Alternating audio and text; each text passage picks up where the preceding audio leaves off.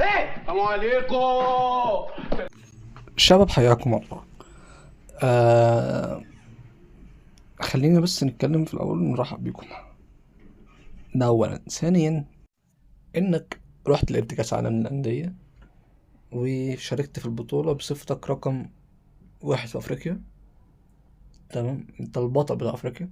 كان تانيك الوداد، وكان تلاتك الوداد، وكان رابعك ميموريال سان داونز. حلو حلو. بعد عليك شاركت لي في البطولة وخرجت لي بأداء أزبل مما يكون، بس اسمك انت شاركت في كأس العالم وانت طب فينك انت بطل افريقيا وسط الابطال العالميين؟ هتقول لي ما انت تدي اسماء كبيره، هو انت مش بطل نادي القرن؟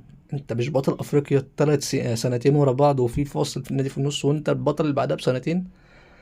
اشمعنى بقى بتيجي في الكلام ده وتيجي تقول اصل فرق خامات؟ ما انت كسبان فيهم بافريقيا دول. ولا انت متعرفش تكسب غير فرق زي مش عارف اسمها ايه، بتاعت انجولا، كايزر تشيفز. الناس دي كلها ما انتش عارف تكسبها، تكسب فرق قليله. طب الغرض من ده كله ايه؟ ان انت رحت عايز تلعب كاس عالم عشان بتفكر في المشاركه الماليه بس، وانت. طيب حضرتك لعبت 3 ماتشات في البطوله، ماتش فيهم اترقعت 2، وماتش فيهم خسرت او تعادلت 0-0، والماتش التاني 4-4. ليه؟ لانك انت ما كنتش مؤهل تلعب كاس العالم. انت مشيت مدرب، وجبت مدرب اول ماتش ليه يلعب كاس عالم انديه. هو اصلا ما يعرفش يعني كاس عالم الانديه، واللعيبه اللي معاه دي تقريبا فيهم 6 أو 7 ما يعرفوش يعني كاس عالم الانديه. وديتهم البطوله وخلاص، سفرتهم وخلاص. نيجي النهارده ولعبت الاهلي بترجع من امريكا، مطار القاهره، عربيه نقل كبيره في مطار القاهره، مليانه اجهزه كهربائيه على الحفا، الكلام ده كله جاي من امريكا. يعني انت اصلا الغرض من الفرقه اللي انت كنت واخدها معاك دي اصلا ان هي تعمل شوبينج.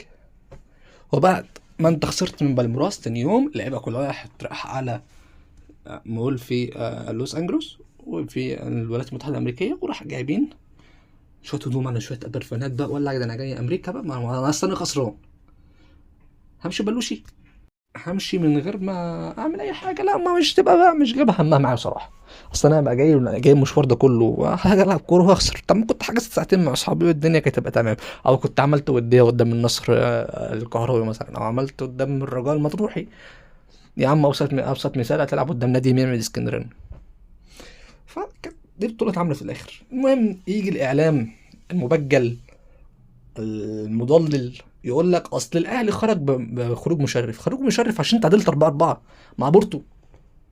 يا جماعة بورتو أصلا يا جدعان، المدرب كان أصلا بيلعبوا على إن هو لو هو خسر من الأهلي أو ما يعرفش يكسب الأهلي كان يمشوه أصلا. أنت واخد بالك؟ هو أصلا جايب مدرب وحش، حاجة كده شبه باتشيكو لما كان مدرب الزمالك أو مدرب بيراميدز، كانش حلو. وعلى فكرة باتشيكو موجود دلوقتي وهو على طاولة المفاوضات مع النادي الأهلي إن هو يبقى خليفة ريبيرو. وادي الكلام بقوله لك اهو، الراجل ده هيبقى خليفة ريبيرو. فعايزين كلام الناس من الإعلام يقول لك عكس كده، وأنا أحط صابعي في عينيه، وأي حد من الإعلام عنده عكس كده يقول لي.